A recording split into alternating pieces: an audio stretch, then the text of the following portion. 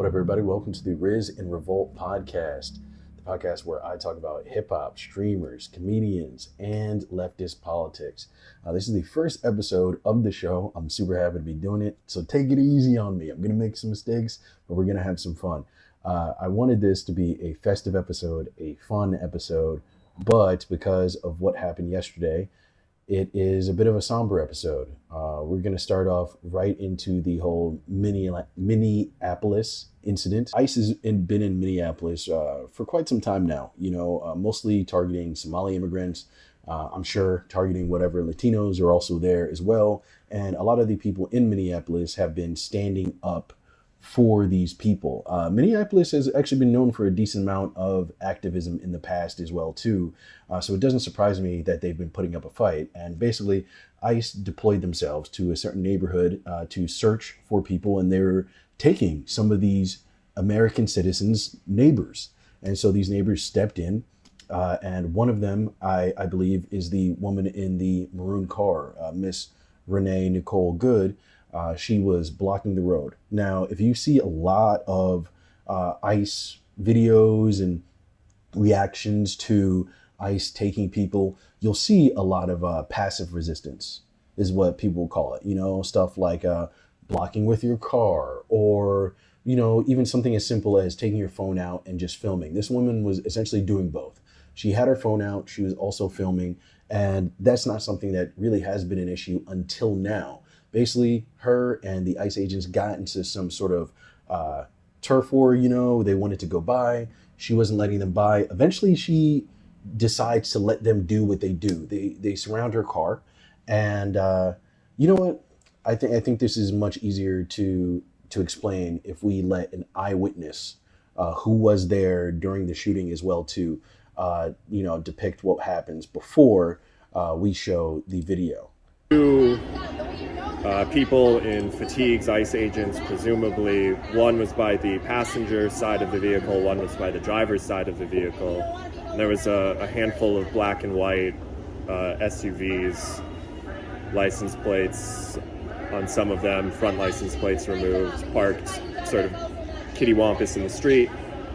And I watched as a third person in full camo come and pull several times on the door handle, at which point the red vehicle reversed a few feet and started driving around, and the person who was by the driver's side originally, not the man who pulled on the door, but who was originally there, shot through the driver's side window 3 times, and the car drove down the street a little bit more and then swerved into a car and then ultimately a telephone pole.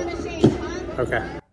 Just awful, and this is essentially what I was summarizing, but I felt it was better to have somebody who was physically there, because if you've noticed online, there has been a lot of discourse, mostly by bots. I feel like you can very, very clearly tell that there are a lot of bot accounts on Meta right now, playing devil's advocate and basically saying that this woman ran over somebody, that she was revving her engine, that she turned her car into a weapon. And as far as I've seen, and as far as this man eventually claims, none of that is true.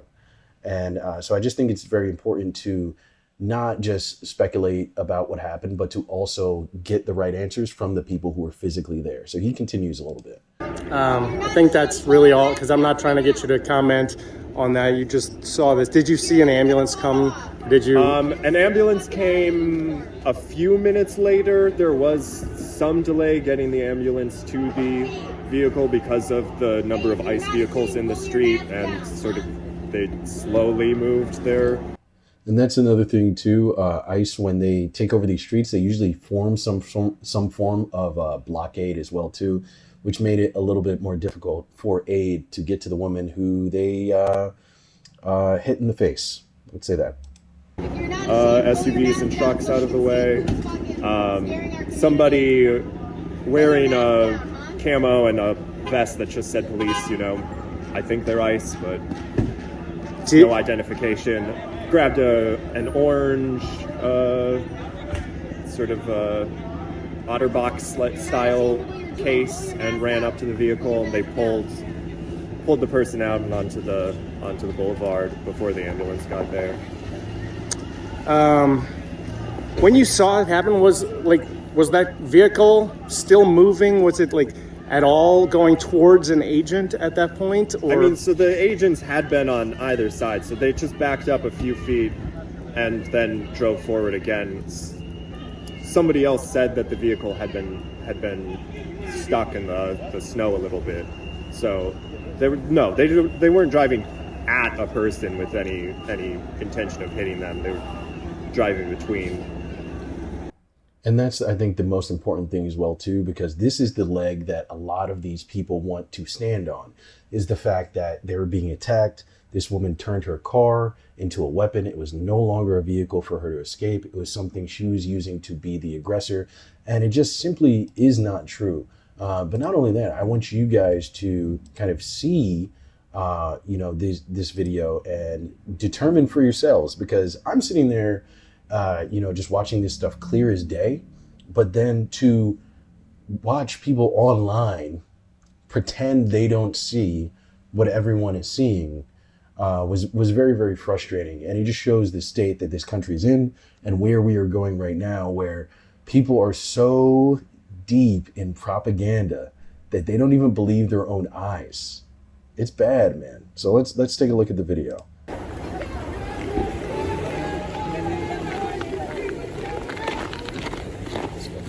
So this is the car, the ICE car, coming up to the maroon one right here. Renee Nicole Good. No! She's clearly driving away. Hold on, let's see as well too. So you see she backed up. We're gonna bring it a little bit further back here. So you see the wheels are turned this way, but she clearly uses that to back up so she can go toward her right. And at this time, yes, there is an ICE agent around here. So he's near the right side of the hood. You can't even see him, right? So we're just gonna go by here. Obviously, she pivoted enough to be able to turn right. This man is now on the left side. He is in front of her, but almost on the left side of her headlight. You can see his leg right here. And because of the position that she's in, you know she's going to be turning away from this man. So let's see. Oh, shame! Shame! Oh my fucking God! What the fuck? So you see it clear as day. As she is turning away, as she is driving away, as he has not been injured in any single way, shape, or form, he still decided to fire his firearm, aimed at her, and it hit her. I truly don't understand how people simply do not get what happened or are lying to themselves based off what happened. And it's crazy. I'm going to put this again so you can just watch it uninterrupted, because I should have played it uninterrupted and then talked about it. That's my fault. I'm just so fucking annoyed at this shit. I'm not gonna lie to you. It kind of kills me.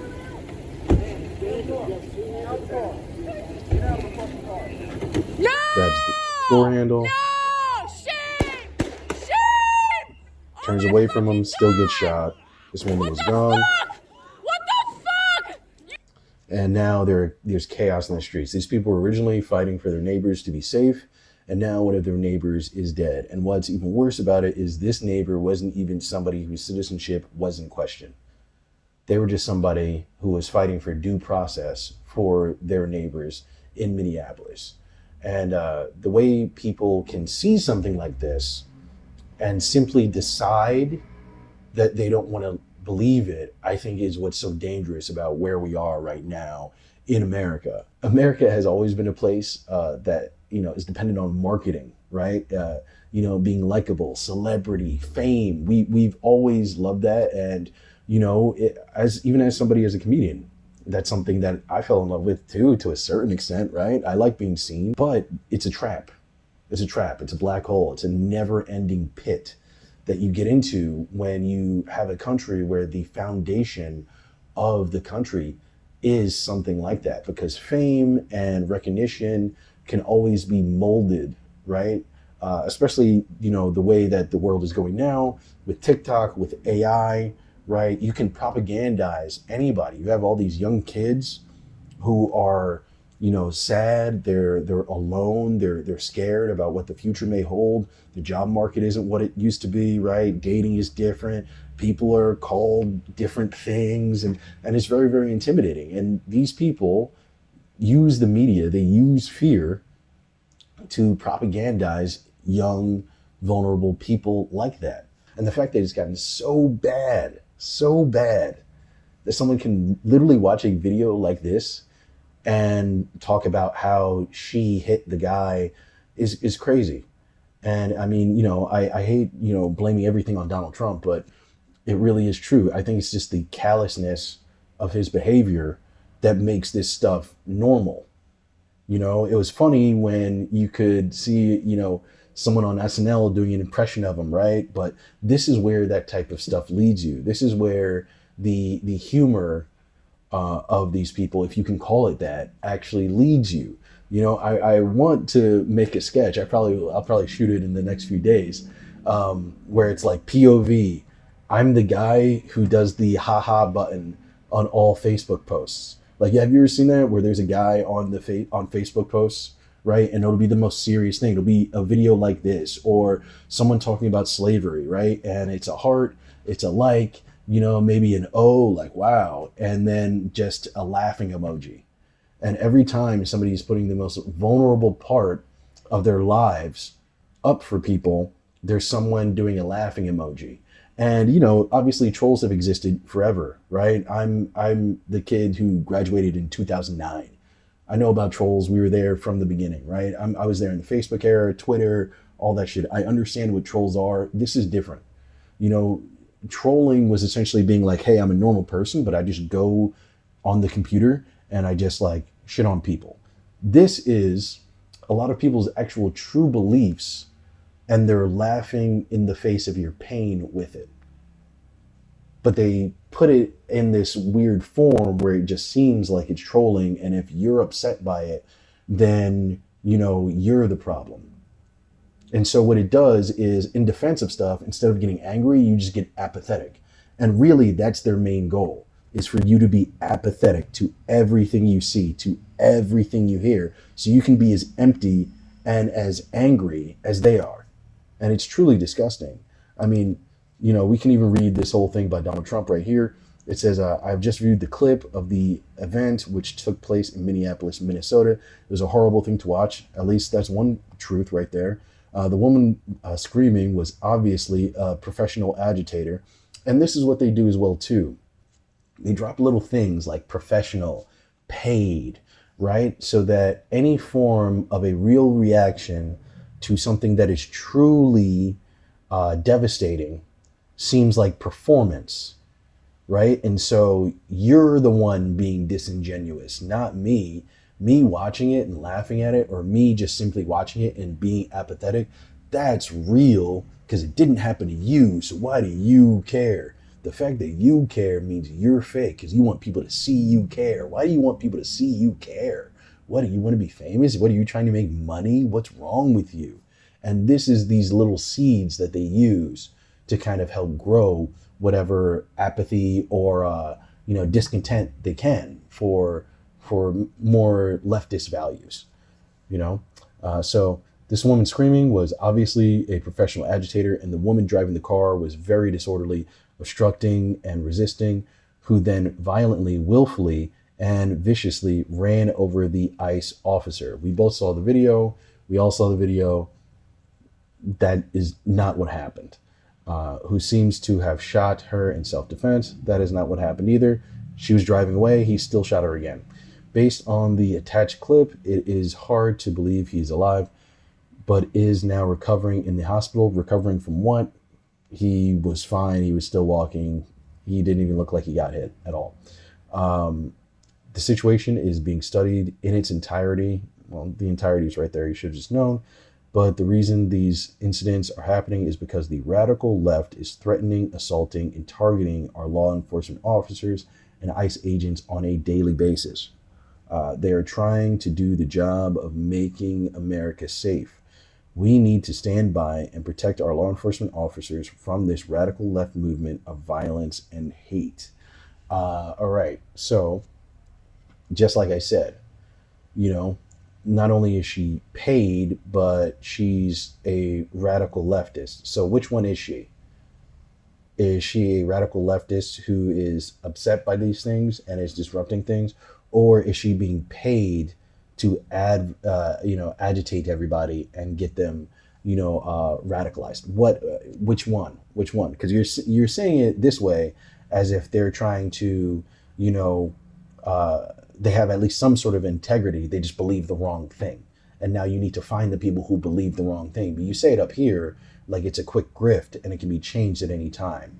And this is kind of how they do things. They control the point of view by doing shit like this and kind of making everyone seem disingenuous around them.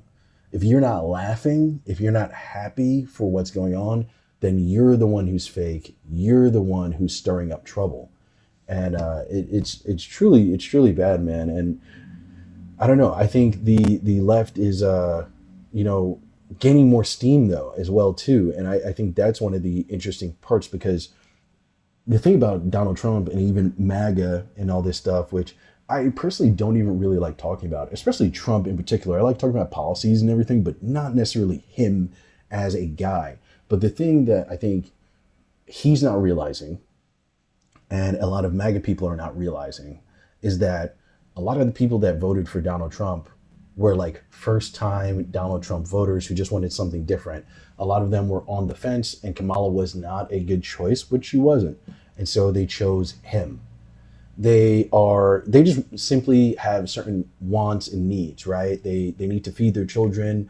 They want cheaper groceries. They want better wages. The economy needs to get better for their future. Very, very simple things. Anybody that's promising that type of stuff and has some sort of vibe with them, not really policies, but a vibe, they will follow, but they didn't sign up for this.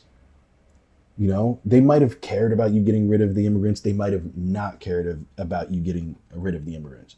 But one thing they do care about is seeing people who they can see as their neighbors, their friends, their cousins, getting ripped out of cars, getting pulled out of work, right?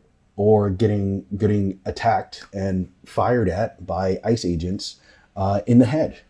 These are things that they care about, because they see that and they're like, whoa, how does this give us cheaper groceries? How does this lower gas? How does this even really take care of crime? You said you were going to get rid of the immigrants, right? But you said the immigrants who had criminal records, you could find them and you would get them out. And now all you're doing is finding immigrants who are working hard, and you're chasing them instead of the criminals. And my life has not gotten better. That's another thing too. If people's lives would have gotten better in between all this stuff, I think people would be a lot more open to it, no matter how brutal it is, because that's just simple human nature. If your itch is being scratched, then every other issue doesn't really matter, right?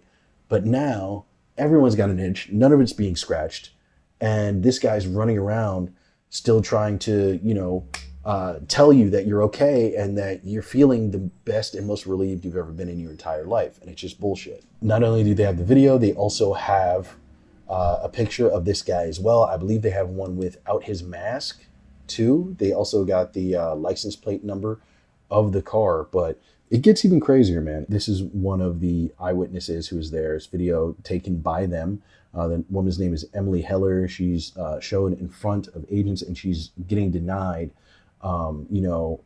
by ICE agents, even though the person with her is an active physician who could help the woman who is injured. ICE currently, called for a medic, but the medic is still not there. This is immediately after the shooting. We have our own medics. Where are they? Where are they? How can I relax? You just killed my fucking neighbor. And right there is the humanity of it all. And that's what they're trying to shut off. They're trying to close the well of that. It's my neighbor. These aren't just faceless people. Did they do something illegal? Sure. Was that worth a death sentence? God, no. And was that person's life in danger? No. What is wrong with you people? What are you doing? You need to be held accountable. You caught butter in the fucking face. You killed my fucking neighbor. How do you to work every day. How the fuck do you do this every day? You're killing my neighbors. You're stealing my neighbors. What the fuck, man? Yeah, man. So, these things are starting to really, really pile up, when it comes to U.S. policies and stuff. And stuff like this is why I think things have been shifting so heavily to socialism. And it's kind of funny because, they can't make excuses for it anymore. Like right now, this is Akademiks still trying to make excuses for what went on with this video. And I'll be honest with you, none of it's working. You can look down into his comment section. You should be canceled, bruh. That's murder, brother. Play stupid games, win stupid prizes. That's one form. Nobody is above the law. I think this is talking about the cop. And then that says law is in motion as a deadly weapon. But obviously that can easily be debunked. The person was going away from the man. And this one I saw a little bit earlier, and I thought that this was very, very telling and very real, where it goes, audience, I want to put out a similar pattern. Your favorite streamer always uses, notice how every clip intentionally pauses at the exact time a different point of view is going to reveal something else. Knows exactly what he's doing. I knew before I watched this video was going to defend Trump because it benefits his status. Is not a fool. He knows exactly when to pause the video and spin narrative to his agenda. Not in hip hop, social events, etc. But shame, not in hip hop. So I think not just in hip hop, social events, etc. But shame on because the very people he defends to the core see him as less human. And this is very, very true. Right under it says the fact that you're trying to say she tried to hit him is crazy. Everyone has eyes, and he's another one who's been excusing this thing, and not just him, but a lot of different Feds are doing an operation locally. They'll team up with the local cops because number one, they don't have that much resources, but number two, they don't. There's no Fed cars that's like that's like, oh, we all know that's the FBI car, So you can see also why this is a tense situation. So they're driving through. Now, I also want to tell y'all, I know people are hoping that police are not human, but when somebody, I don't care if they got on a bunch of armor, as long as they got a badge, and well, fuck the badge, as long as they got a pulse and a heart, they're human. And I find this very funny that when you are talking in the context of immigrant people who are in fear of their lives, because a lot of people who have been detained have not been seen and they've been lost track of. The people protecting those immigrant people who are in danger for their lives, and the person who was literally shot in an altercation and unfortunately passed away. You're talking about their life as well, but instead you're sympathizing with the masked men over here that have been grabbing people off the street for the last 6 months. I find that very, very telling. And if you know it, just like I know it, you hope when you get pulled over, you meet a cop that's in a good mood, that is forgiving, that is also understanding, and realizes his job is to serve and protect. But you might get pulled over by a guy. But that's the issue.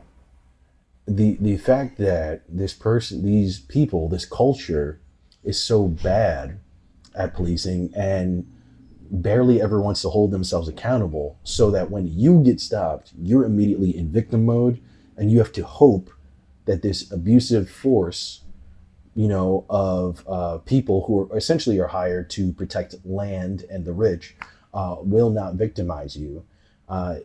That's the problem. That's the problem, and this is the issue that I feel with so many different people who are very conservative. I feel like they are conservative, sure. They do have their certain conservative views, but a lot of it is caked in bitterness and just thinking that things are shitty, so obey the shitty thing because things can never actually be better. And you're stupid for thinking that they ever could be better. And I feel like so many people are starting to just get tired of this. They're getting tired of people like Akademiks saying that nothing can be done. They're getting tired of their uncle at Thanksgiving laughing and like, that's why you don't break the law. You know what I mean? Even though we all know breaking the law is not a death sentence. People are getting tired of weird, dudes like Adin Ross and shit like that, and different fucking rappers like Kanye West, being so devoid of any real emotion outside of themselves that they can't understand why certain things are problematic. And I'm not somebody who's like a flowy pants, yoga, wellness, Brooklyn bro, okay? Listen, I'm not perfect. I have my own issues, right? But at the same time, you have to realize that a lot of this stuff it's a no-brainer. And the fact that these people don't see that is sort of an issue. And I think this is what's leading to a lot of the movement of most people, most swing voters, to the left. We've seen for a long, long time that, since I was born, there's been so much bad rhetoric around socialism and communism and anything that embraces the collective really in any sort of way. In America, it is public bad, private good, no matter what it is. That's just how it is, and for the most part, I think when life was good, a lot of people believe those things and they're willing to invest in those things. Now we've gotten to this point where the economy is very, very bad. People are very, very angry. And every little scapegoat that they give you never seems to help any common people escape the situation that they are actually in. People aren't falling for it as much. That does mean the dial of propaganda is turned up to 11, and they're just trying to cause noise so that you don't listen to the truth. But nonetheless, I think a lot of people are starting to wake up and see. And Hassan Abi was actually talking about this, and I kind of wanted to show this for a second. Can we just talk about what it means for the state of the nation? Are we in danger here of losing our foot? I think this should be a wake-up call for a lot of people, but I hope they don't wake up. The reason why I say it is this. It's not because of people like myself.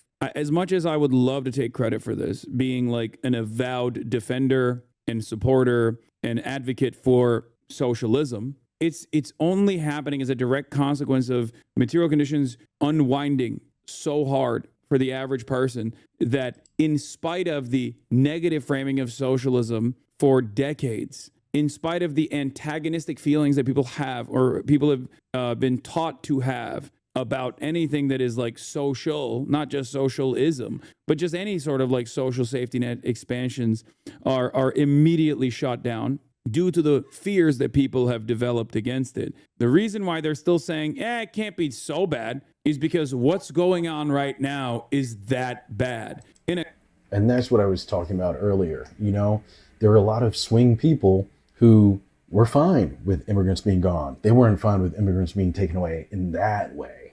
You know what I mean? They're fine with things being maybe recalibrated in the government and looking into government spending. In fact, some of them applaud it. Even me, I was somebody who I don't applaud Elon Musk doing any of that, but the actual act of inspecting and auditing the government, great, but not in the way you're doing it. The way you're doing it is criminal, and it's not helping any of us. And, for a long time, we are given this idea of like, wait, what we're doing isn't criminal. What those people over the ocean do is criminal. You don't want any of that. And it's like, well, they actually have healthcare and they have this and their society isn't perfect. But what if we have our society plus those things? It just would never work. And they kind of just keep you in this perpetual state of disbelief in any sort of collective bargaining and collective good that is beneficial to society. And I think people are just done with it. In a country as heavily propagandized against socialism, when you have younger generations saying, maybe this socialism stuff is good, at the heart of empire and the imperial core, are you kidding me? And that's another thing too. It's like, America used to be at this point where it's doing really, really well. And it's a lot easier to be a vicious capitalist when everyone has money in their pockets. when it starts to get to the point that, you know, you can't afford groceries, your kid can, you know, you can barely afford to pay for your kid's college tuition, it makes it a lot easier for people to understand that billionaires might not be the best people. And, you know, I'm just glad that people are waking up. It's just so sad, though, that it had to take this long for people to wake up and understand that, you know, because you would think it would be inherent, you know, but at the same time, they have so many people working on their side to promote these weird, you know, shitty points of view.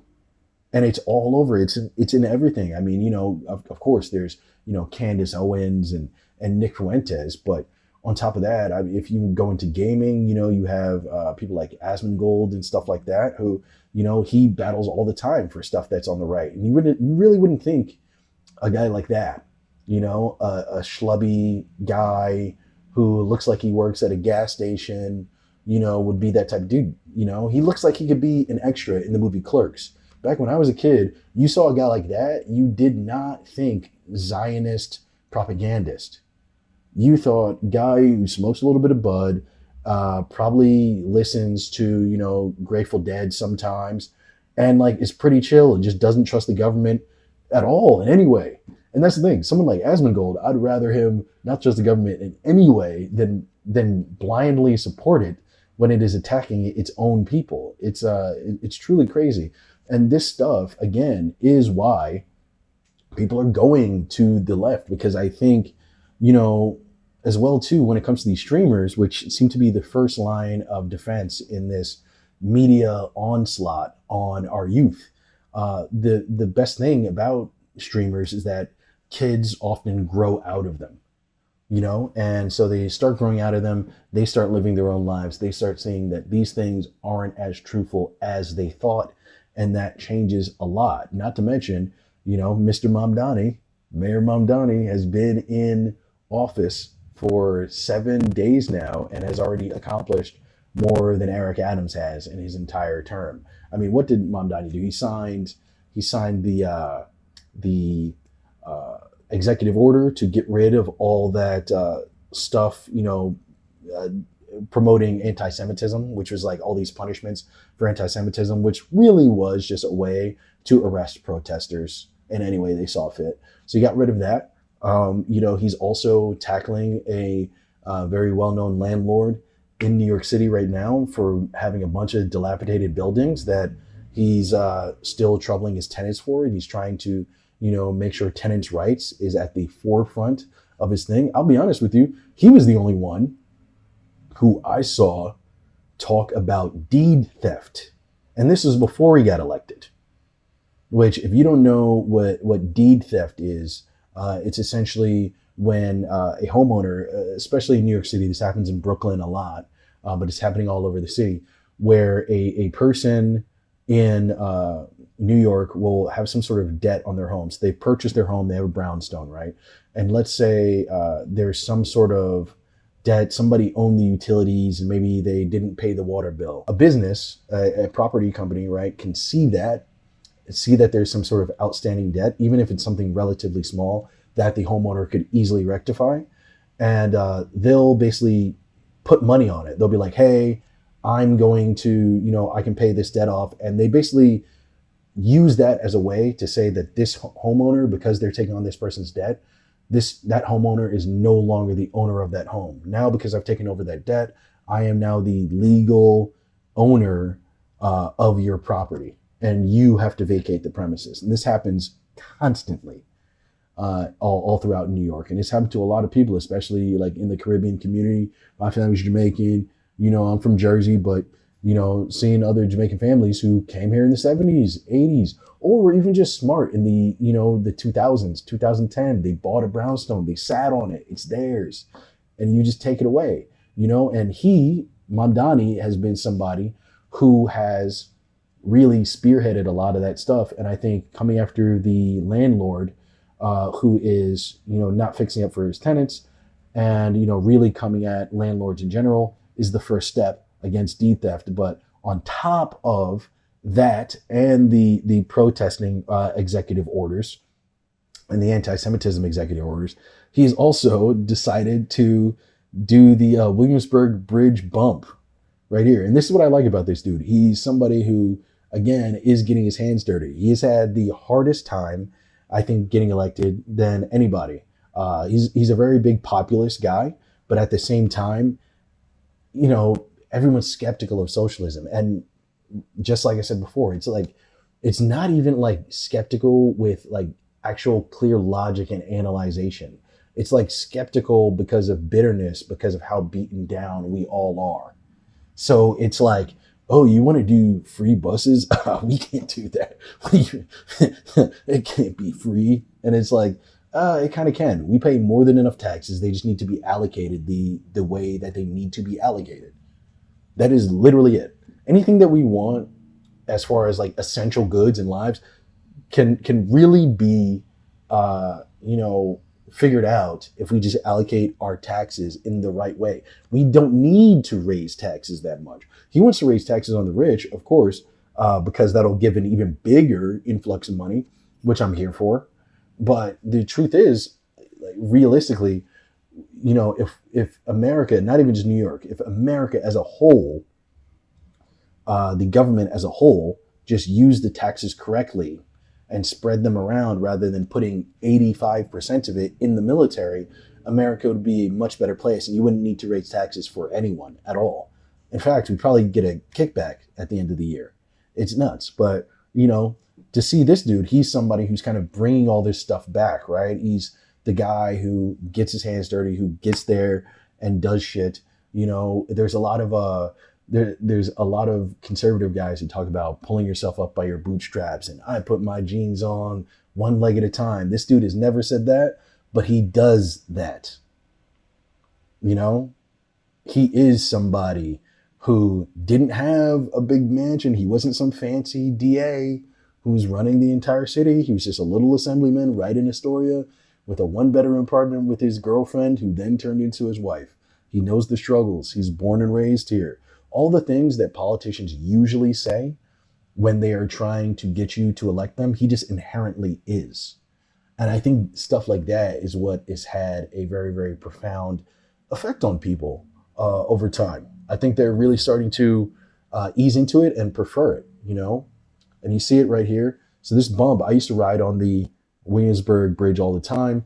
It was like a 3-foot like decline. So it's like you're coming down, and as soon as you're getting off, it would plummet. And it was, I know it's a small thing, but it was very bad for your bike if you weren't like standing in the right way, or if you didn't slow down super, super low. Even if you did, it usually would scrape your gears and stuff like that. So it was bad for bikes. It was shitty. And, you know, he changed it. And I like that. I like that he's doing the big things. I like that he's doing the little things. These people are not above us. They are not celebrities. They are our employees. They are our employees. They do what we want. And the fact that we've been letting them run rampant, doing whatever they want, and then tell us, we can get you back a little bit later, you know, is insane. So I want to watch a little bit of his speech. I'm done with the Zoran glazing, but I'm going to watch a little bit of this speech. We have said time and again that in this administration, there will be no problem too big for us to take on and no issue too small for us to focus on. And what we have seen over the course of the last few months and even beyond that is countless New Yorkers reaching out, whether it be in person, whether it be from their bike, whether it be on social media, and making clear that they are tired of obstacles blocking their way. They are tired of biking across this bridge with an anxiety as to what will happen right at the end of it. They're tired of the drop beneath their feet. And we know that cyclists crossed this bridge 2.3 million times in 2024. I was one of them. I also ran across it at an incredibly slow pace. And if you have ever... And that's the thing too, man. He has a natural humor and a natural knack for connection with people that I feel like so many people try to mimic. Another person who's great at it, obviously, is Donald Trump. But this is a far more palatable version of that. I'll be honest with you. If Zoran Mamdani was a white guy, he might truly be unbeatable. If Pete Buttigieg had all that Zoran has, he would be everything. He would be the president tomorrow. He is somebody who knows New York and not just the upper crust of it. He knows the real New York. You know, when he does things, when he takes in laws, these are things that he's experienced. I feel like a lot of times when it comes to politicians, they're just hearing problems that have never happened to them and are trying to figure out how to remedy those problems. And those are the good ones.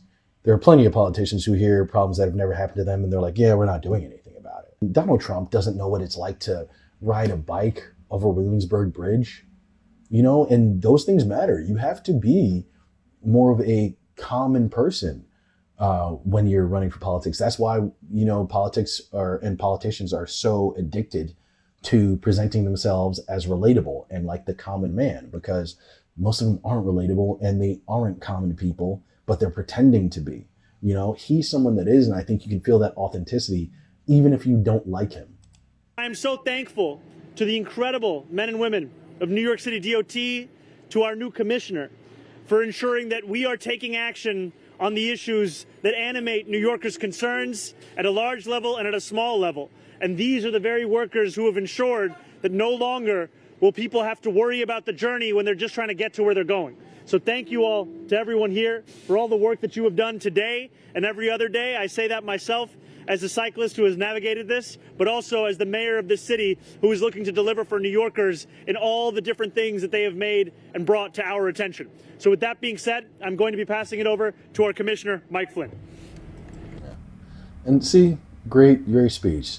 Informational, concise, relatable, and these are the things that you need, man. I think people are just, they're done with all of it. And it's not just even in the politics space. I think this ICE stuff and the way that the economy has gone has forced a lot of people who were a bit more centrist and were having a little bit of fun tiptoeing on both sides to be a bit more stern on what their values are. Adin Ross, right, with his whole Doechii situation. Adin Ross is so down bad.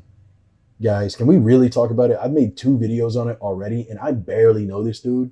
I've been pulled into his world. He is so down bad. Not only is Drake not answering his calls, he recently just lost some sort of interview with an NBA player because he's basically radioactive. People don't want to deal with him now. And this is all because of how he was talking about Doechii. A flagrant personality. I think people are done with the flagrant type of human being, you know, no pun intended. I know I've talked about Andrew Schultz and stuff before, but I think people are done with the guy that thinks it's funny to like laugh at people's misfortune, or thinks it's funny to not be educated on things, or thinks it's funny that even though he is educated on stuff, to pretend that he isn't and just agitate people whose real lives hang in the balance.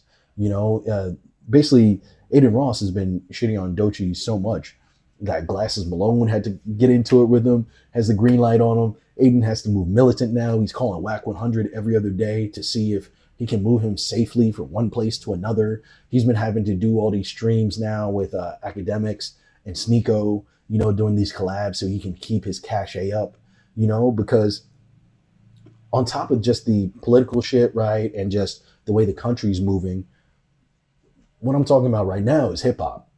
And, you know, hip hop has been in a very, very interesting place for the last almost 2 years, ever since the whole Drake Kendrick beef. You know, this thought of outsiders and inauthenticity has become the main thing. It has become the core of this thing, which I'm very, very glad for, even as a Drake fan. You know, I think there are a lot of people who grift off of hip hop while also still being Trump supporters, while also still being racist. And they don't even know why that's wrong. And I think it's about time that people start really checking them on it, and they really are. And Adin pretty much is the first one. You know, if we're talking about streamers, him and Kai Cenat are like the Drakes of streaming. You know, so it makes sense that they would come after him, especially if he's going to come after a black woman. And it's gotten so bad that he now is just throwing money at this situation and he's trying to shame black people for not throwing money in the way that he is. So we're gonna watch this thing. Why don't you guys do anything good for where you come from? I give out $100,000 to my city. I'm gonna give out $100,000 to a lot of other people's businesses and stuff. Why can't they do it too? Why not? You know what I mean? It rubs me the wrong way. Why not? You could say these things, but actions speak way louder than words. I think we could all agree. And this is the first time I might agree with Adin Ross. Actions do speak much louder than words, Adin, which is why a lot of people have been checking you on your shit all the time, bro. And yes, in those actions, they are using words, but that is still a very, very serious action that these people are taking. They could choose not to do or say anything, but they're finally coming after you in the way that they should, because they understand the implications of all this shit. Yes, $100,000, is it welcome? Thank you.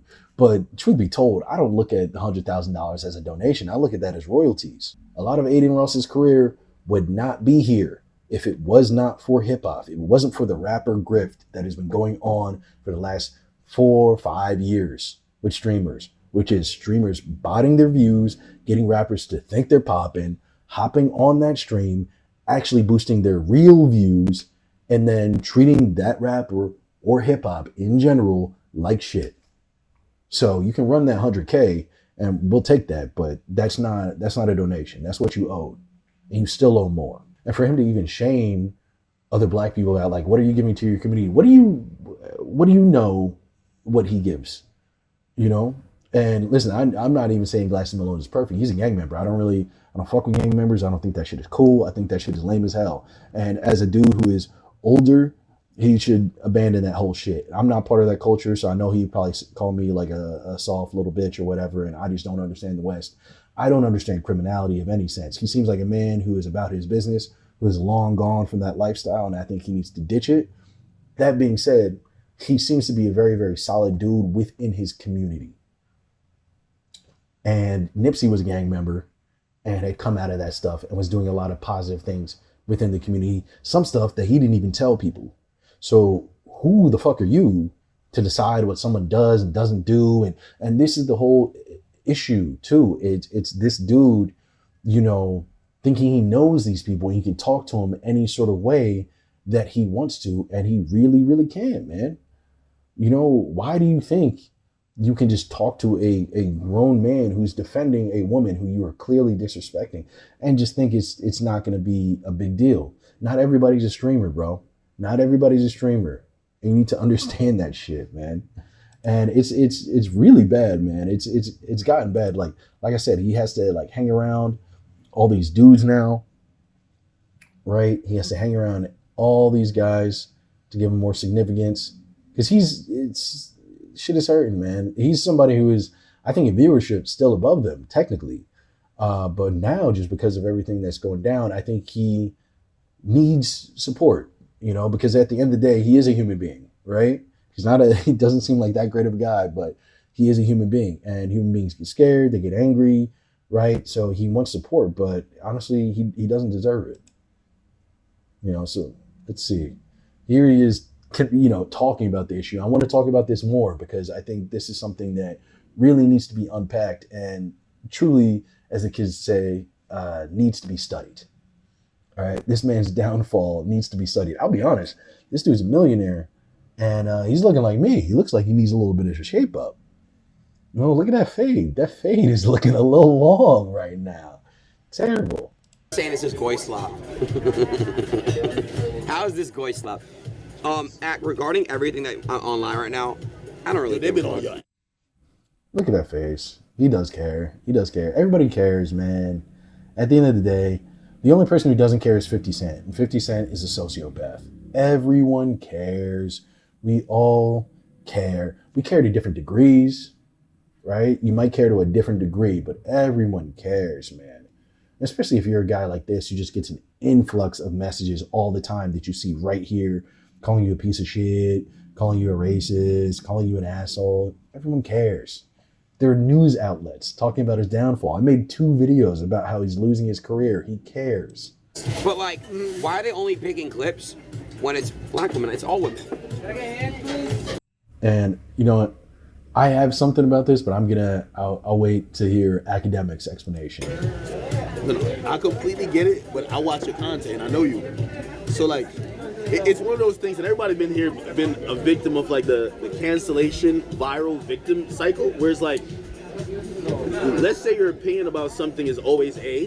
They pick out like the 5 clips that seems like you're like this real extreme bigot, and the people who don't watch you, they got the most extreme opinion about you. Can I tell you some facts though? Let me just say one thing.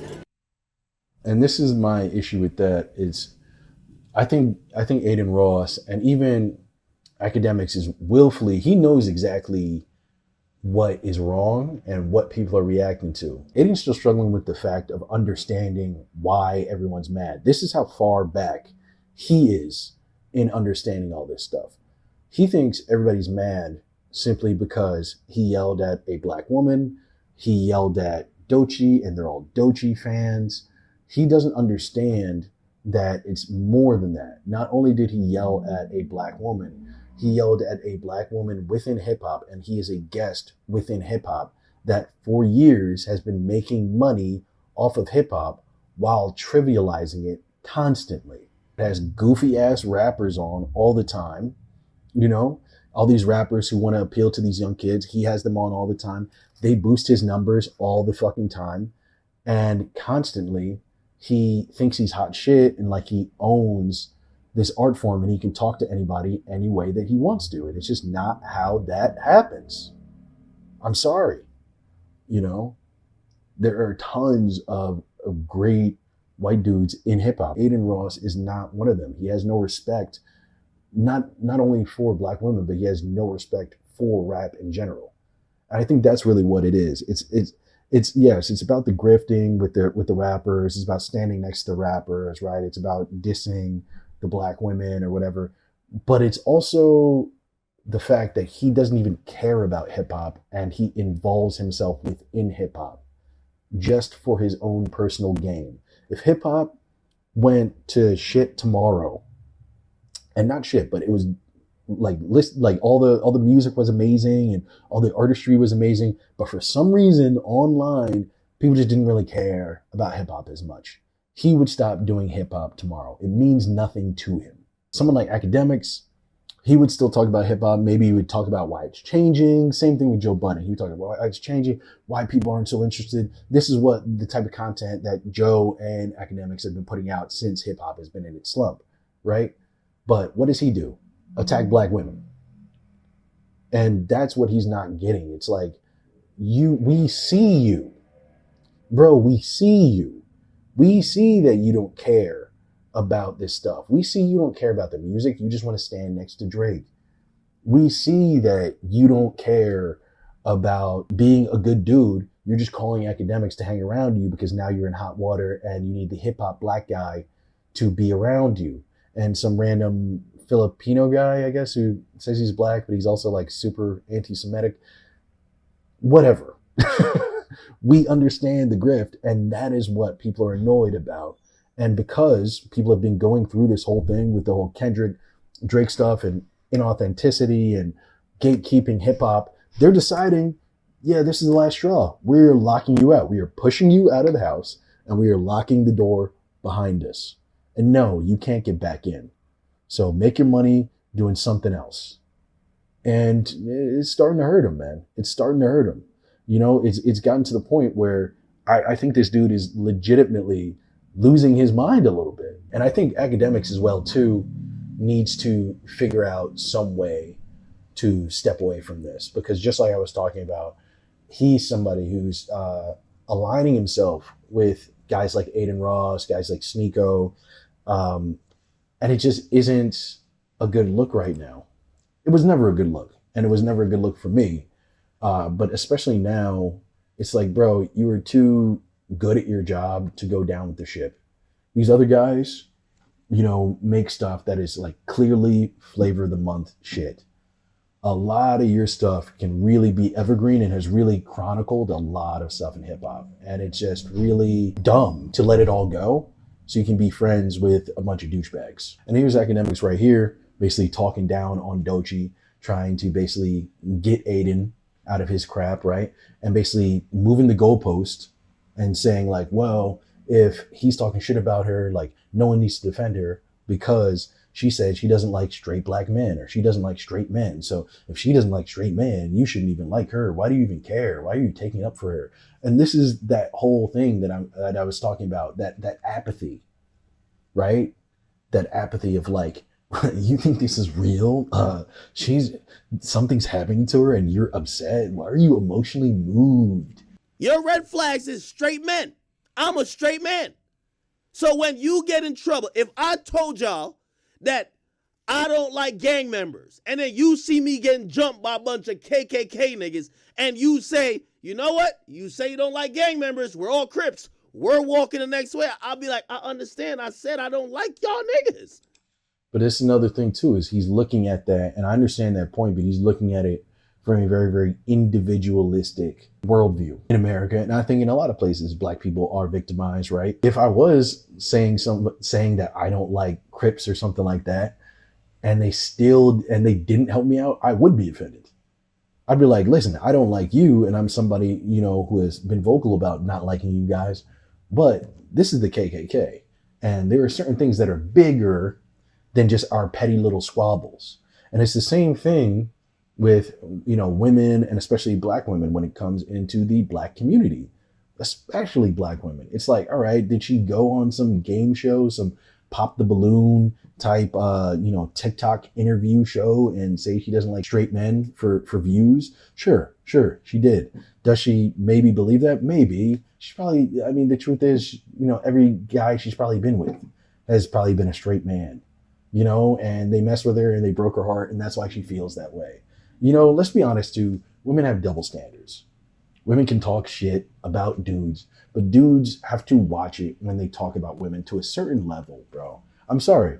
It is just something that's true, and I think personally that is something that is correct and it's right. You shouldn't say whatever you want when it comes to that stuff. And he's just being disrespectful, man.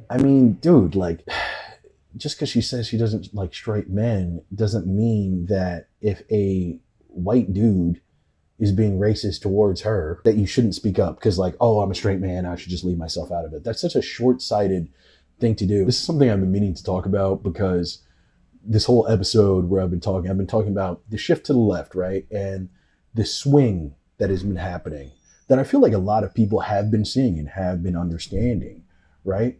But one person I feel that has not been accepting that and seeing that is DJ Akademiks, which is rare because he has always been a guy that I have felt has always seen what's coming up ahead. If he continues to act the way that he does, he is going to become the next Adin Ross. They've tried to cancel him a bunch of times and it's never really worked. And I don't even think it would work in the future. What I'm talking about is a slow decline in your connection to the culture. It's not necessarily like you're going to be canceled and no one's going to watch you immediately. It's just going to be like, because of the way you conduct yourself over the years, less and less people are going to take you seriously and less people are going to tune into the things you have to say because the curtain has been pulled back and they didn't like what they saw. Realistically, Akademiks should take a piece out of Drake and Joe Budden's book and pull away from Adin Ross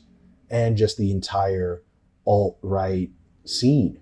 I think for a long time, people have liked the fun frat boy bullshit and like, oh, it's so funny to not give a fuck, right? Right? But because of things getting so real, people are clearly being turned off. And now these people that have made their whole entire lives that and their whole entire personalities that, they either have to pivot or they're digging their heels in the ground and they're just getting ran over. Joe is pulling away from Ak. And I think this is a very pivotal moment because Akademiks has always been a controversial figure for someone like Joe Budden. Joe Budden, I would not call him a leftist. I would more call Joe Budden a center left guy. He's more liberal than he's leftist. He wouldn't be thrilled with raising taxes, but if he knew that it actually truly was going to go to make the common person's life better, I think he would actually give it a shot. Whereas someone like Akademiks, that's an absolute Hell fucking no. They were always able to have some sort of rapport because of their past with Everyday Struggle, which is on Complex, and that's where they first started collaborating together. And they've always kind of been friends. And even though Ak has always been a controversial figure within the hip hop media, some rappers like him, a lot of women think he's an asshole, right? He's always been allowed to sanitize himself with the Joe Budden podcast. And I think now with his attachments to Adin and Doechii and his comments, about Doechii and, the whole Adin thing, plus his comments about the new co-host on the Joe Budden podcast, you can tell that Joe Budden is pulling away from Akademiks, especially because usually he would call him into the studio. And recently he's only been just giving him phone calls to have him on the show, which is crazy because they both live in Jersey. So me and Joe has always had a great relationship. I don't know if it's the Adin Ross stuff or whatever recently. Joe called me today, and if y'all watch his podcast, it's the Adin Ross stuff. It's the Adin Ross stuff, plus what he's going to talk about right here, which is the other cast member. It's both those things boiling over. And I think Joe's just sick of it, honestly. Yes, he'll be out tomorrow. And he's like, yo, I'm on the Joe Budden podcast. And I'm like, I've seen this, but you've never done that to me. You usually just invite me there. Why? Because I'm in Jersey. But I don't know if I'm well. Yeah, he doesn't want you there anymore, bro.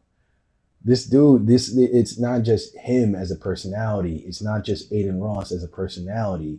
It is the entire sector of these guys. These guys were basically, some of them, not all of them, I can't even speak to Akademiks, but some of them were paid by the government to attract a certain demographic of people to vote for Donald Trump. You know what I mean? And they played this game of these, like, this hapless good time idiot, like fucking like Duffman. You remember Duffman from The Simpsons, right? He's just this chill party guy, right? He's drinking, whatever. They're like racist Duffman.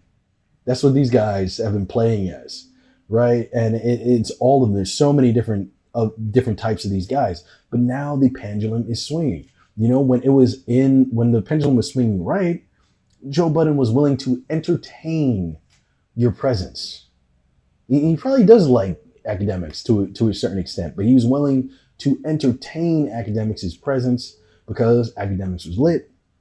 And, this whole being someone on the right is a bit more popular. So even if Joe Budden doesn't necessarily agree with it, he's willing to let it go in order to get what he wants and just, to vibe out. He can put that to the side. Now you're seeing people get ripped out of cars, people getting ripped out of work, getting beat up, right? Just for being brown and black, right? Or being Muslim, whatever the hell. And the entire world, not just the country, is against it. And that is causing the pendulum to swing the other way. And people are like, all right, these people said they needed to victimize people to make our lives better. They're victimizing people. Our lives still aren't better. Maybe we should stop doing all that. And stop doing all that means stop listening to DJ Akademiks as well. I said, don't fuck with me. I fuck with Flip. I fuck with Ish. Yeah, I fuck with the rest of them, but yeah. So I get the call. And the call, Joe says to me, yo, Ak, I'm on the Joe Budden podcast. I'm like, oh, shit. What up? I never know I was a phoner. I thought I was if you got to talk to Ak, you'd be like, yo, Ak, pull up tomorrow. And I do. Yeah, he downgraded you, bro. Ak, I don't know if you're watching this, but dude, at this point, because of your views, it is necessary. People aren't fucking with that shit anymore. They're seeing the real results of these evil thoughts and rhetoric, and they don't want to fuck with you. I fuck with you because I think you're actually a really, really great entertainer, and I think you could turn it around and move away from all that stuff, or at least just please don't talk about it. But if you're going to stay in the same vein, yeah, they're all going to abandon you. And this shit is going to become, you're going to become less and less and less relevant the worse and worse that Trump and his administration gets. People are going to start thinking you're real weird, and it's already started. Do pull up. I do pull up. I would say it's almost like this. I'm done. I'll let the video play. But it's almost like this. It's like Akademiks will talk a lot of times when rappers get locked up, right? He'll talk about how they still want to be in the streets, right? This is his version of that, where it's like, bro, you've made it. You are solidified as this person. right? But the pendulum is swinging and you have to shift, right? The Ricos are coming in, bro. The Ricos are coming in and you don't want to be a part of it at all. Denounce all of it, or else they're going to rope you into this shit as well too. And like I said, they're not just gonna, chop your head off. It's gonna be a slow burn, but you will see the effects. You will. Listen to the advice you give to all these rappers to step away from your homies and this, that, and the third, because I think that is what you need. We've talked about it before, and I think when he's saying step away from people, it's more about drive, right? And I brought this up on my last video that I did about Adin Ross when Drake declined Adin Ross's call, and I was talking to Akademiks and saying he should not be hanging out with this guy because when you're talking about these street dudes who still get into trouble, right? You're talking about how their friends don't have work ethic and they're hanger-ons, right? The people you mess with have a lot of work ethic, but they're still hanger-ons. Number one, they're hanging on to hip-hop. That is their lifeline. That is their lifeline. He has fans, he has viewers, sure, but hip-hop has been Adin Ross's thing for the last five years, right? 6 years maybe even more.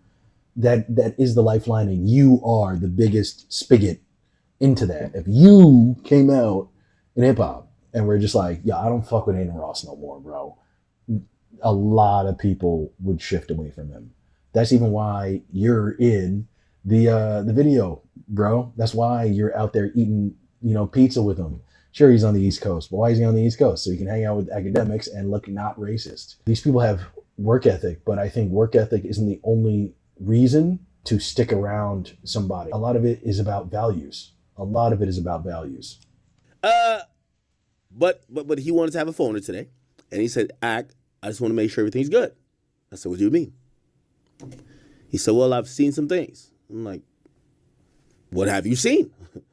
And he said, I've seen a bunch of things that I don't know where you stand with me.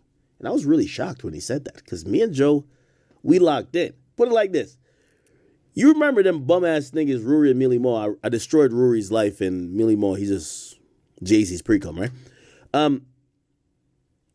When it was that time, Joe was given certain criticism as well, but Joe's my guy.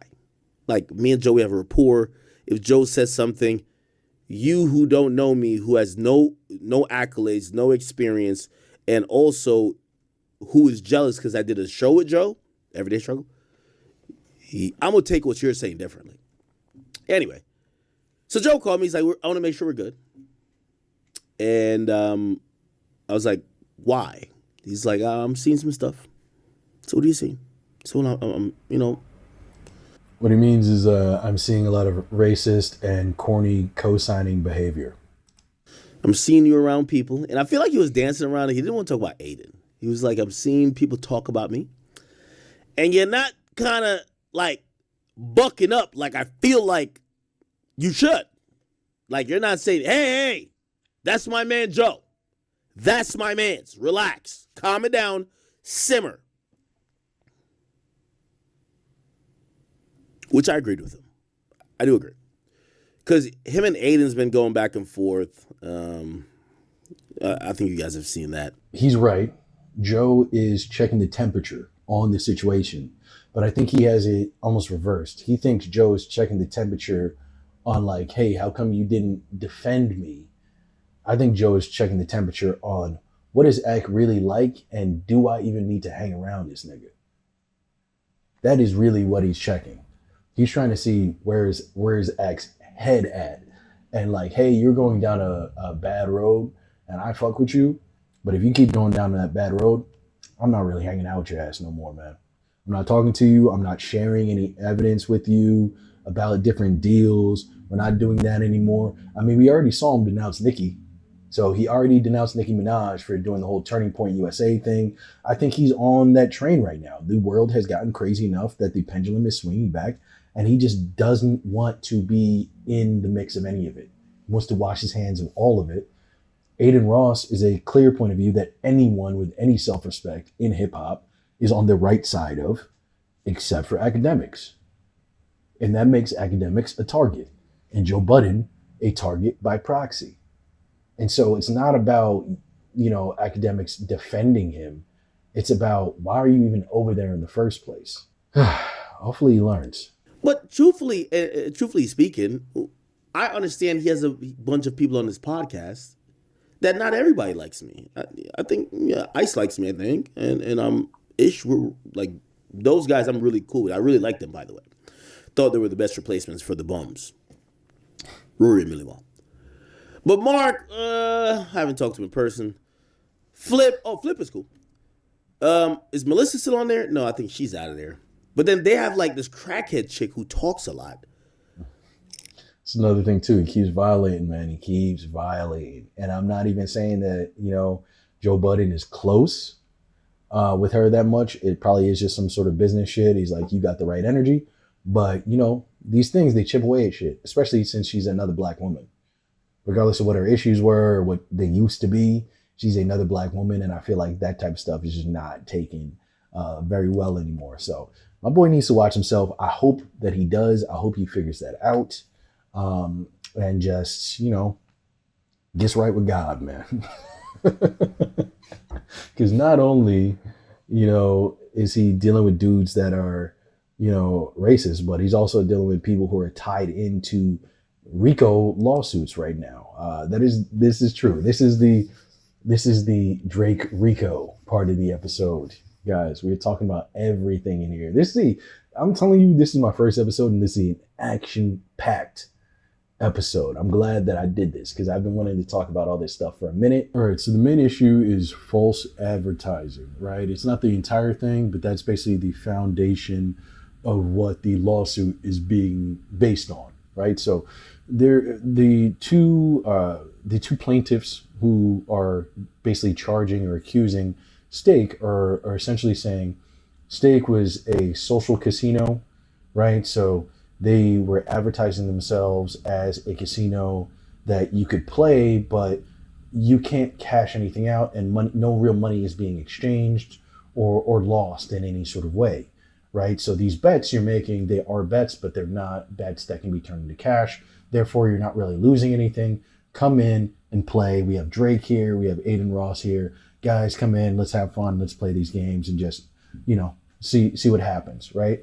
And basically where the discrepancies come from is that you actually can play for money. So in Stake, there are two things. There are tokens, which can't be exchanged for any sort of cash. And there is also like Stake bucks or Stake cash, but that can be exchanged for actual money. So these two plaintiffs are saying, hey, this place is labeling itself as a social casino, right? Saying everything's social and none of the money is real and it's just all play money. But you actually can bet real money here. And this is wrong. And if you see also as well too, the lawsuit is in the state of Virginia.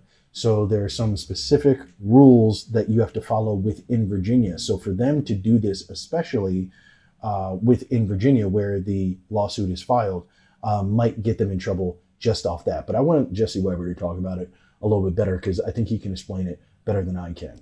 So you have two consumers who claim that they were drawn into what they essentially describe as a predatory, real money gambling environment on an online casino. This is after seeing promotions from Drake and Ross. From there, the lawsuit claims that money flowing through this platform wasn't just about gambling, but was allegedly routed in ways that supported broader schemes, including the artificial boosting of music streams. And this is where things escalate, because the plaintiffs aren't just alleging deceptive marketing. They are invoking federal RICO law. So basically, they're accusing the defendants of participating in an ongoing enterprise involving... I will say this is hilarious as far as... You can tell Jesse Weber doesn't like Drake. And probably doesn't like Adin Ross because Adin Ross is a douche because he's picking just the two douchiest pictures to put them together. Hilarious. Great marketing. Love it. Legal gambling, concealed money transfers, and coordinated digital manipulation. The complaint points to things like the online casino's internal tipping system, a large public giveaway, high-dollar exchanges between the parties as examples, it says, or claims, how money was allegedly moved, and how that money was then allegedly funneled or used to fund botting and amplification campaigns behind the scenes. Now, to be clear, as we go through this, and I'll try to simplify it as much as possible, these are just allegations, okay? They're not proven facts. The lawsuit is in its early stages. Nothing has been decided or proven in court. None of the defendants have been found liable for anything, but the... And he's absolutely right. You know, it is nothing but allegations. And this is a newer case. It had actually been filed a few months ago. And the RICO thing is recently a new development that I think developed just last week or the week before last week. There are certain laws you have to abide by if you're a casino. But if you're presenting yourself as a social casino, you know, then it's just a game, right? And then you just only have to deal with most likely basic gaming laws. So just simply those guys using real cash in any sort of sense is essentially fraud, and obviously breaks whatever gaming laws that they have. But why I think it's a bit of a cash grab is because they're putting Drake in the middle of it and Adin Ross in the middle of it just to get the money faster. Drake is not a owner of Stake in any sense. He's just a spokesperson. He did the live stream with Adin Ross. That was all because of Stake, right? They're paying for it. And this whole thing has been one of the main things that they're saying is that, you know, instead of betting his own money, he was betting the money that Stake was giving him. I definitely think that was happening. And it just makes sense. If you're a casino, right, what he's doing is basically a commercial, right? So you're paying him and you're paying him to bet with that money. I doubt he's betting with his real money. But what really makes it a cash grab, I think, is the bot situation. That's not really something that they can prove, but I think because of Drake's bad press right now that he's had for the last year and a half, they're banking on the fact of this not wanting to be lingered around. His name has been whispered with so many other like bad things going on this last year and a half that I think they're hoping that him being put into it as a RICO charge, which upping it up to a full-on RICO conspiracy, means that he'll pull away from this entire thing. And because he's pulling away, Stake will just settle with them and just give them the money. They're also turning this into a class action as well too. And this is where I think it's a little bit of a, you know, I hate to make it about Kendrick, but I do think it is a little bit of a, like a Reddit K-bot, almost like Gamergate situation that they're trying to turn this into, where yes, they're trying to get their piece of the money, but they're trying to make this a class action lawsuit so that anybody who's ever really lost money in Stake can come at these guys and be like, hey, these people stole my money in order to give Drake streams. I have no doubt that Drake has bought streams before. I think we've all learned that Santa Claus isn't real and that all these major artists all buy streams. That is what they do. I doubt he took that money directly from this account and spent it on streams through Adin Ross and all sorts of shit. He has like 18 different shell companies. All right. You know, it's hard to track Drake's money, period. So I don't think he would be that stupid to do something like this. Do I think he bought streams? Sure. Do I think he bought streams through this? No.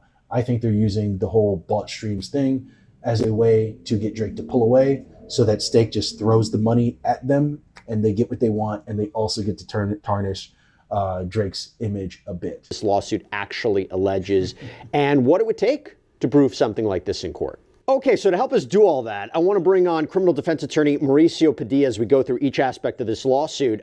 First of all, so good to see you. Thank you for taking the time. Happy New Year. Good seeing you. Thank you so much.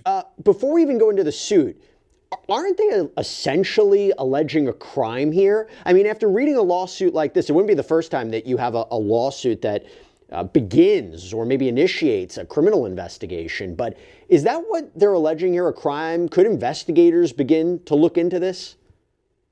Multiple crimes, and crimes including the online casino and their behavior. And I also think as well, too, that is why they're going to the lengths to make it a civil case, but call it a RICO. Because they know if they were to make it a RICO and go for criminal charges, they would most likely lose, because you have to prove beyond a reasonable doubt that this has been done. And there's so much space in between all the allegations. And Adin Ross, Drake, and Stake have so much money that most likely their lawyers are going to be able to wiggle out of that very easily, because a lot of this stuff is just accusatory. It's almost, similar to Diddy, how he mentioned, where they had those bunches and bunches of lawsuits. Remember, right, when I believe Diddy got arrested or something in New York, or he turned himself in, right? They got like 97 claims of like impropriety from like all sorts of different people just trying to get in on like the civil suit and the criminal suit and filing civil suits with him and all over the place. That's what they're trying to spark here. My thought is most likely they don't like betting apps, which I don't either. So I'm actually kind of on their side with that. But number two, I just think they don't like Drake or Adin Ross as well. And they're like, we can just tie them all together, accuse a bunch of crazy shit. We think a decent amount of it will stick. So let's just see how far we get. I admire these two agents of chaos. It's a beautiful thing. And I mean, hey, if a fucking betting app that essentially is marketed to kids gets taken down, I'm not so angry. I mean, so again, this is the whole talk we've had about changing of the guard, right? And the pendulum swinging. That's what Trump's world has been, right? Just like ruthless capitalism. Everything's vain. Everything's just in excess. It's disgusting. And now we are seeing the rotten fruits of those labors. Everybody can tell these things are rotten, and they just don't want anything to do with it. And they're pushing all of it away. And that includes shit like steak. I wouldn't be surprised if this whole steak thing doesn't lead to stuff like BetMGM and, DraftKings and Prize Picks and all that shit either being heavily investigated, hit with class action lawsuits themselves, or just starts a general call in the public for some sort of regulation with all these things, because most of this stuff, they're advertising to children. Towards their membership, their behavior towards the pool of people that they're advertising to, in addition to possible crimes involving Drake and the online casino, because I hear allegations that not only is this, they're accusing the online casino of malfeasance when it comes to dealing with their own target audience regarding advertising, but when they're alleging that Drake used the online casino for help in misdirecting views or trying to artificially amplify his music or the viewership of his music to make it look like more people are listening to it than it will. And I think exactly, and I think this is one of those things where they're using that. That's why they tied in Adin Ross and Drake, because that pushes the needle a little bit further. These are two guys who have their faces out there. The people behind steak are just businessmen. Adin Ross, Drake, they're people who have their faces out there. They don't want to be associated with this type of stuff. And, they're hoping Drake just decides to settle with them, give them the money, and it just is what it is. And everybody gets broken off a little piece, right? And, Drake's, image is tarnished a little bit, right? But it just is what it is. That's kind of what they're praying for. And they're probably thinking that's kind of what Drake's expecting as well, too. They probably think that Drake would just want to get all this stuff over with as soon as possible. I truly don't know what he's going to do, as well as Adin, which, explains why he's kind of put some space between him and Adin as well, because stake is how people get paid on Kick. So I believe when you do your streaming and stuff, stake pays you in stake bucks or whatever, and that's your revenue from your streams. And then you can cash that out and, use that for your livelihood, essentially. So Adin Ross is way more touched into this stuff. Drake is more just of a spokesperson. And I think even with that, he might be able to wiggle out of it. And that's probably why they threw in the whole Rico pays for bots thing, because once again, that makes it a little bit more visceral of like, hey, you're not getting away either. They're all part of this. This is one big scheme, and they're all doing this together. We're going to tarnish everybody's thing unless you give me the fucking money right here, right now. But truth be told, I think everybody, when it comes to casinos, Adin Ross and Drake, their reputations as far as like botting, doing notoriously bad shit is already kind of tarnished. So I don't know if they're going to want to really settle. I think they might just fight this to the death and just clear their names. I wouldn't be surprised. that's obviously a crime. And to be clear, these are just allegations, right? Right. One thing can be alleged at a civil arena doesn't mean that it would precipitate a criminal investigation. But RICO, Right. I mean, to sue under RICO for something like this, is that unusual? Because this isn't just about deceptive practices or misleading advertising or just consumer losses. They're alleging a criminal enterprise, essentially. How strange is it, or how often do you see someone filing a lawsuit under the RICO law? Honestly, I don't see it that often. I don't think it's something that's used that often. However, in this particular instance, the reason that they don't do it is the reason that they did it is, again, because in the hip hop community, RICOs have been going around like crazy. So to get Drake trapped in a RICO puts more eyeballs on the case. This thing becomes a class action suit. Now everybody with a Drake bot account is calling in to be part of the class action suit, and it kind of becomes this like Gamergate, societal online thing where we're all in on the joke, and we all get a piece of the money to pick this guy's carcass clean. That's basically what it is. So is there a little bit of modicum of truth to it? I think so, maybe, but the real reason that they're playing this game and involving Drake in it is because they know that people don't like Drake. He's not very popular right now, and they can use that as a way to drain not just him, but the casino and ruin the reputation even more. Instance, I think it may be appropriate considering the allegations. They're alleging, things that do spill over into the criminal arena.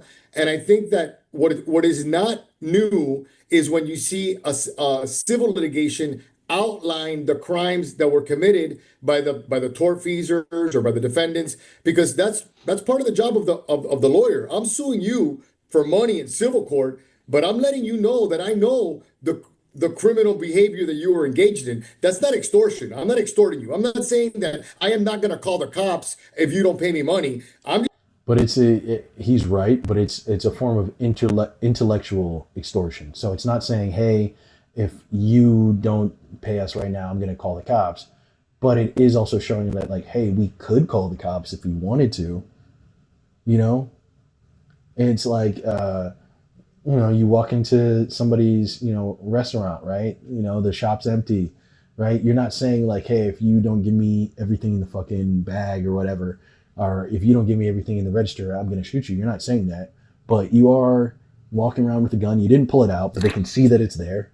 You're talking a little mysteriously, and you're letting them know, like, it gets kind of dangerous out here at night. It gets a little dangerous out here at night. That's what you're doing. It is a legal threat, and he knows that.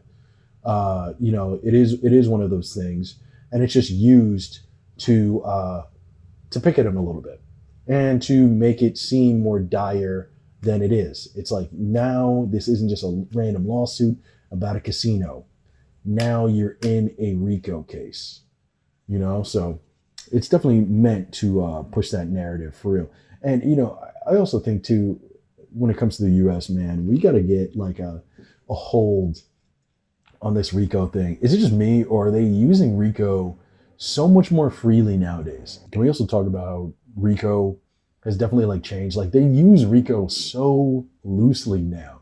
Like, when I was a kid, RICO was used for people like John Gotti. You wouldn't really use RICO for something like this. But I feel like now they've seen how popular like hip hop is and everything like that, that they realize it's much easier for them to form RICOs around rappers than it is to form RICOs around actual crime syndicates. It's kind of similar to how ICE is picking up people at work rather than chasing like real criminals who happen to be here illegally.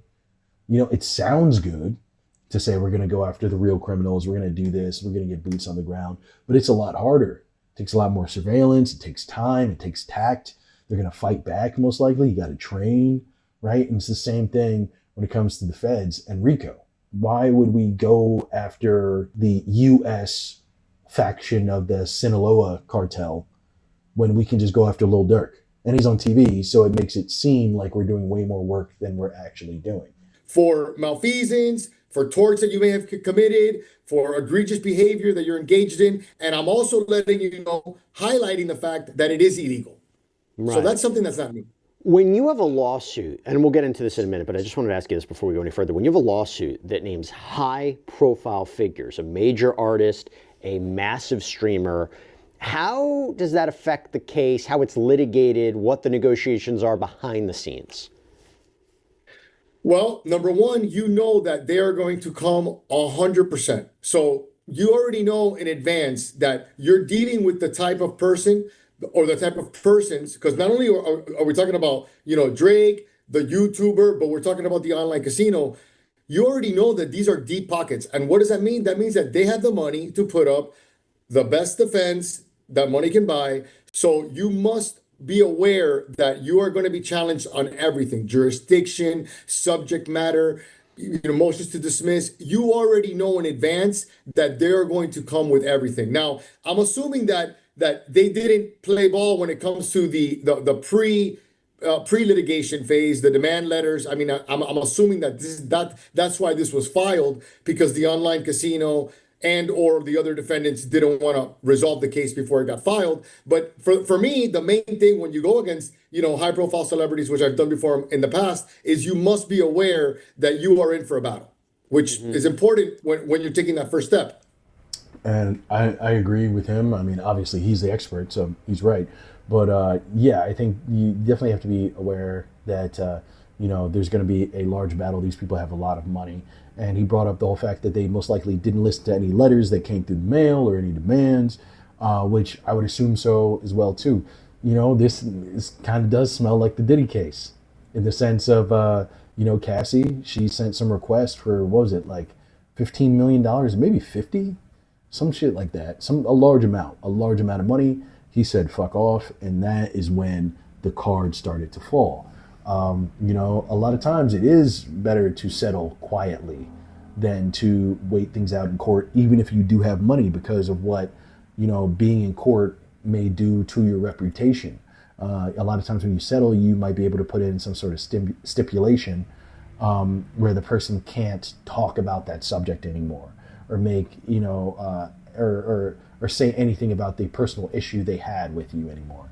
But now they got to face the music, and the music's pretty damn loud, I'll tell you that much. And what's different about this case is it's not just one or two people suing. So it's a class action lawsuit. I wanted to ask you about this. So the lawsuit was filed by two consumers, right? LaShawna Ridley, Tiffany Hines, but on behalf of a class, right? Those in the same position, namely those. And that's another thing that I think too, Tishana Radley and Tiffany Klein, these two women, I hope I said their names correctly. That's what's so interesting about it too. It's like they're just random people. And I've looked online, I've tried. You cannot find anything about these women. It is very, very private. I have no idea what they look like, what they do for a living. And that's really, I think, the crux of this whole mystery right now is, what is their relation to this shit? Because they're playing it like they're just two consumers who came up with this idea of the fraud. And I can understand that, but the work it would take to get into all this, I feel like these people, these two women, must in some way be some sort of insider that we're just not privy to. And I don't know, still no one has said anything. Allegedly, who were misled by the defendants and induced into illegal gambling, and that they suffered. And they claim that there was use of this gambling website, this online casino. They lost money on the platform. They were influenced to sign up, keep playing after these promotions were seen by Drake and streamer Adin Ross. And they're suing this online casino along with Drake, Adin Ross, and a third defendant named George Wynn, who the complaint describes as an online operator involved in amplification and promotion campaigns. Mauricio, talk to me about why this is framed as a consumer class action rather than an individual dispute. Why do this? And how easy is it to get the court to agree to certify this as a massive class action lawsuit? Right. Well, it's important because what you're doing is you're letting the defendant know, the online casino know, is that we're not only suing on behalf of these two people, we're opening it up to all the other people that have suffered because of your, actions. And then separate and apart from the actual litigation is the attorneys can look for other people. Now, what will happen is, when you ask how difficult is it to classify this as a class action, I don't think that it's going to be difficult based on what I've read. I think he's right. It's not going to be difficult at all, because if any of the allegations are true, especially the foundation of the allegation, which is you said it's a social casino, but it's a real casino.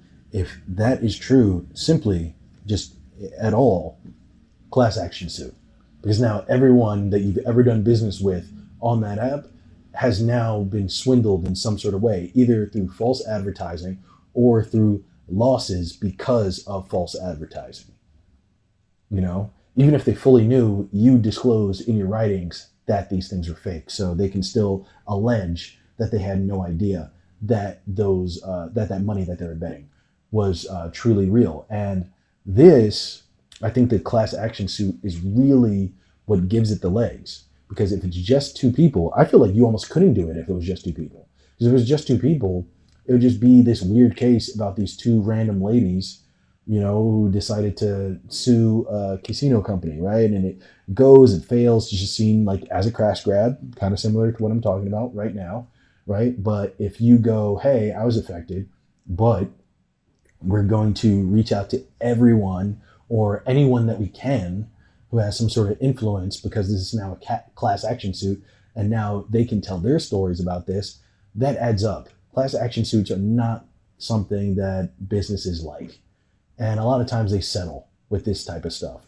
So it's just incentivizing them to settle, you know, just like the whole Drake, Rico conspiracy bot thing is convincing them to settle. It's like, hey, not only is this a class action suit, we're going to get tons of people to talk shit about your company and how you fooled them, but we're also going to tarnish your relationship with the most famous rapper to ever live. So you're going to lose him as a spokesperson, and you're going to lose all these people and have to pay all this money. Or you can just settle right here, right now, and break us off each a little thing. You know, I think it's like it is a money grab in the sense of they are getting money from the company, but it is. I think this is some weird sort of personal gag thing, like I'm saying, like Gamergate, like this feels like the concoction of like a Reddit community. You know, it's this thing based in technicalities and people working in mass, and it's quite frankly, that's all stuff I have profound respect for.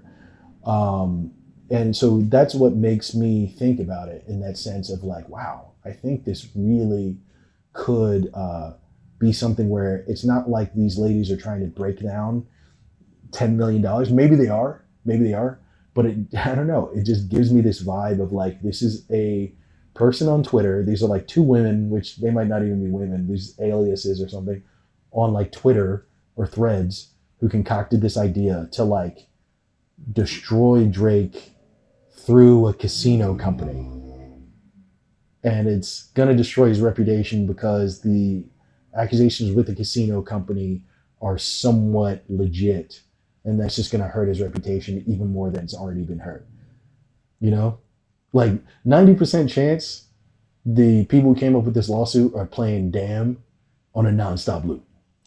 I think that it checks off a lot of the boxes that the courts are going to be looking for. And once that's opened up, then the actual attorneys can do a campaign of advertising to look for other people that have suffered the same, the same issues that the people that are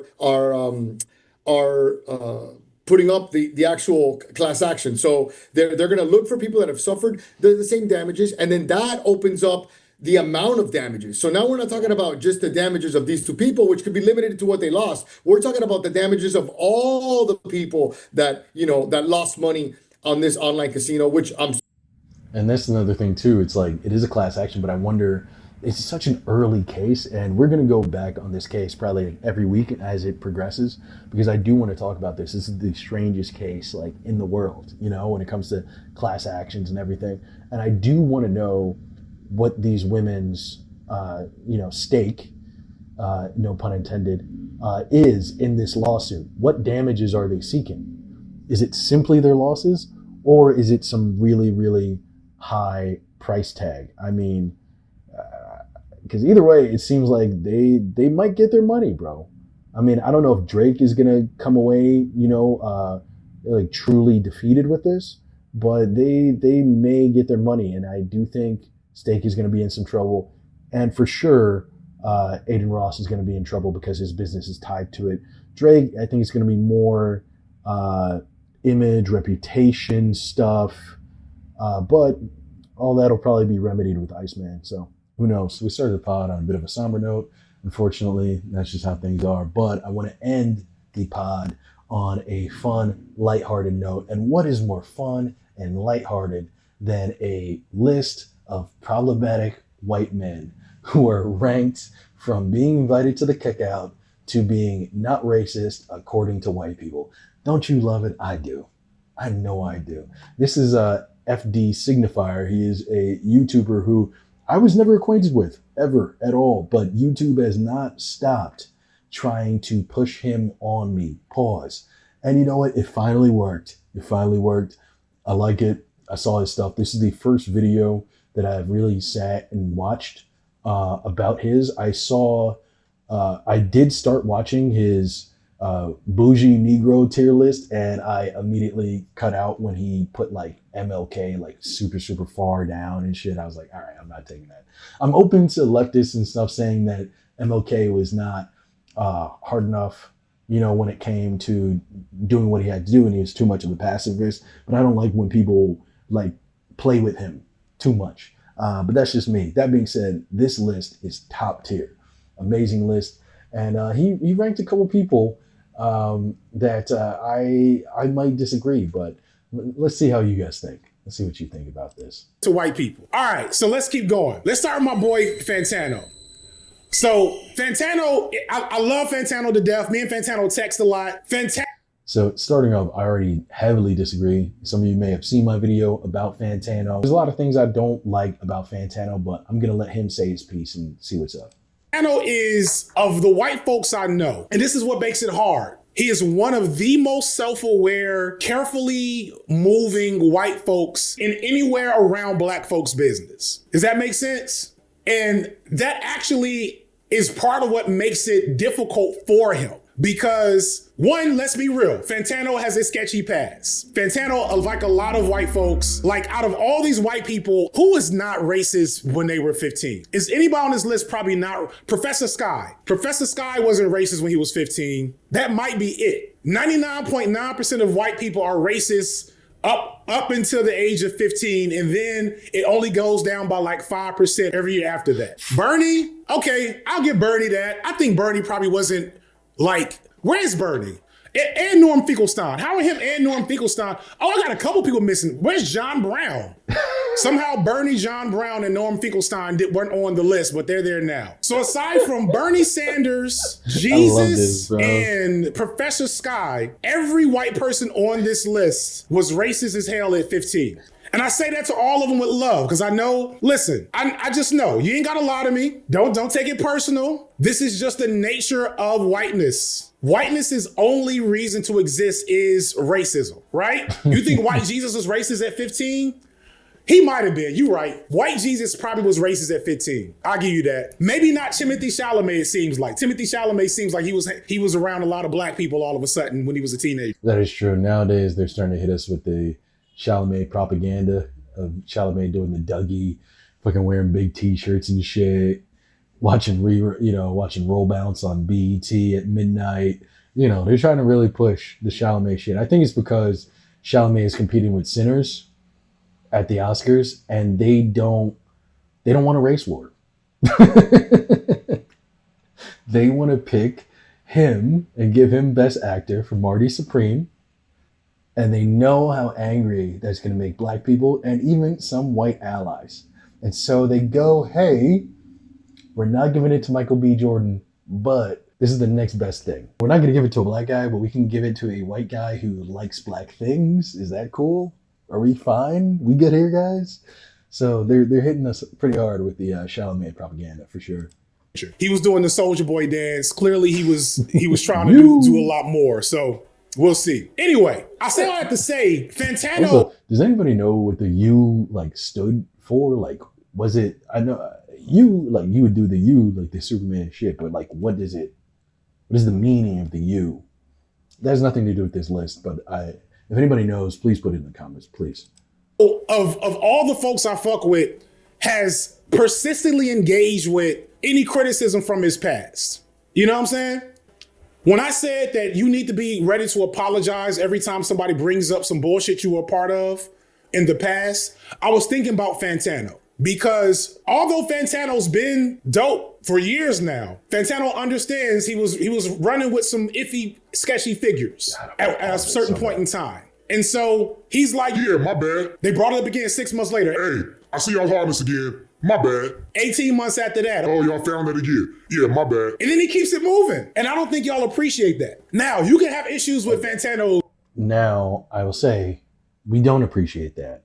Because I think the reason it keeps getting brought up isn't because people forget. It's because they want to remind you, guys like you who do like Fantano, that this guy is still a guest here and he needs to watch how he talks. I feel like a lot of times when he is giving his music reviews, there is a level of like disrespect that goes into it. And if we're being honest, yes, Fantano does review other types of music, but his biggest videos are hip hop videos. He's in the black community shit. Stop playing, man. You know, I know a lot of you got very, very defensive about that when I was talking about him. It's true. You know, just like Adin Ross, just like Trap Lord Ross, you know, all these other guys, they've made bank off of black people and black shit and their points of view based on black creativity and whatever black person is standing in front of them. I'm not saying that that person can't like the creative output of a person, but you do have to have a certain level of respect, just in general, even if you're a black dude reviewing a rapper, but especially if you are a white dude in the hip hop space reviewing these rappers. You can say a song sucks, you can say, you know, the album isn't good, but I feel like there's a little bit of a demoralization that he goes into when he breaks things down that he just does not have to do. I will also say, you know, you guys have listened to this podcast for the last hour and some change, right? You can tell that I have a little bit more of a, you know, what they would call, right, suburban white guy voice, right? You know, in there, you know, I did back and forth. It's just, you know, I was raised, whatever, right? But growing up in the suburbs, I knew tons of dudes like Fantano. And I talked about this in the video about how there is a type of like white dude that like is an ally and like is also like a big hip hop person, right? And they do say all the right things when it comes to leftist shit, when it comes to politics, but they also have this energy of if they don't respect a black person, they kind of think that they can be racist to them. And they'll label it as more critique, but you can feel like it's clearly more to it than just like, you know, you don't do this right. You know, it's more, the energy is more like, you're not the way I think black people should be. And I grew up like that. I grew up around tons of guys like that all the fucking time, where it's just like, you know, they like black people until you're around, and then it's like, you know, and they're kind of making it like they're making little jokes about how like you're not really black. Like Fantano does that all the time with Drake, and I get that Drake is in a higher place, so most people let it slide by, but I feel like that is weird, man. And someone like FD Signifier, I could already tell most likely isn't a Drake fan, was fucking cheering his ass off when Drake was getting shat on. More power to him, whatever, you know, he's free to do that. But I think even then, even if you don't like somebody like Drake, you should be able to see what he's doing and kind of pull away from that a little bit. It's the same thing with Logic. You know, any black person, you know, he's one of these guys who's just like, any black person who doesn't fit his criteria of black does not deserve respect in his eyes, and he will thus treat you with no respect whatsoever. And that is what I think is very, very problematic about him and makes him a lot worse. It's like, yeah, I mean, it's easy to I don't know, have respect for somebody like Kendrick Lamar, or not talk bad about a guy who grew up in the hood, who popped off and he's this big thing, and you know what I mean? And he still gives to the hood, whatever. But it's a lot harder when you see somebody who isn't as cool, or it doesn't have that natural energy that you have an affinity for, you know, but you still have to respect him. Not even as a dude, but just as a black man. You can't run around just casually disrespecting people and then be surprised when people call you racist, or be surprised when people bring up your racism to shine a light on what you are currently doing. So this is something that I have an issue with FD Signifier for. I feel like he's not seeing that part of Fantano, probably because he more agrees with Fantano's music taste. But I feel like a lot of times when Fantano gives explanations on his music taste, he uses a tone and a certain choice of words that would be much better coming from someone like FD Signifier than from some white kid who used to say the N-word in his basement and now thinks he can talk on black issues and what it is to be a black artist. You know, that's just me. Music taste. You have issues with Fantano's general presence in hip hop media, you know, which he doesn't fully control. But overall, you can't really take a lot of issue with anything Fantano does from a specific material level. Yeah, Forrest made a hit piece calling him a Nazi. That happens to Fantano because Fantano has skeletons. And mind you, here's the funniest thing. If you go and you look at Fantano's earlier content, it ain't nothing compared to some of these other motherfuckers that is recouped. It ain't nothing compared to some of these other motherfuckers, like at all. That is true, depending on who you're talking about. But I also feel like that's a bit of a whataboutism. But I get it. He knows Fantano, so you know, it makes sense that he feels that way. And listen, I've had white dudes that I know in real life who may have not acted the best that I am cool with now. So I'm not going to act holier than thou and shit on him and act like he's some fraud for giving Fantano a second chance. But for me, nah. So next up is Shane Gillis, who I'm a huge fan of. I mean, Shane Gillis, he is a legend, I'll say that. And I feel like that's a lot to say for a guy who pretty much only got started on the level that he's at maybe about 5 years ago, 6 years ago. The whole SNL cancellation thing, I think, happened before 2020, but that's when he was bubbling. Now he's doing arena tours. He is the guy. Or at least one of them. And he's around my age, so it's incredibly inspiring to watch this guy perform. That being said, if we are going on the problematic white guy tier list, I am putting him low. He's not somebody that I think is a bad guy. And, he definitely has some decent point of views that you can hear in his podcast. But I feel like he's almost too loyal to his audience. He knows where his bread is buttered, and his bread is buttered with MAGA hats and F slurs and all that type of shit, and realistically, that is the majority of the people that really, really like Shane Gillis. I love him too. There are plenty of people who are leftists who think he's funny, but the people who are his diehard, listen to the podcast every day fans are usually racist. And I feel like a lot of times he spends so much time playing that game, alluding to things that are a little racist, letting Matt kind of be a little racist, which is even grosser because he has a black wife. It's like, fuck, simply because he still wants to make money. And I think that's the big problem with me, is that I don't think it's necessarily his values. Put down these people. I think he just knows how much money he makes off this stuff. And he's just like, well, I mean, I'm just a comic. I'm not the president. So I can just say dumb stuff, right? And just let it go. Fuck it. I'm making money, dude. And I think that's what it is. And that's one thing that I really don't like about the way that he conducts himself. So I would take him and definitely for sure put him on the lower tier.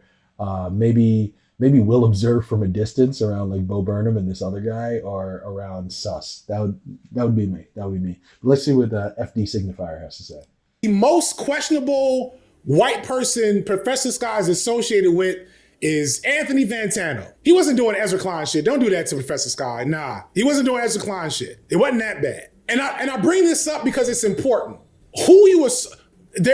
So Shane Gillis, to me, is similar to, Hassan, in that I actually think Shane Gillis has good views on things in general. Exactly. However, he's way too comfortable with clearly problematic white people.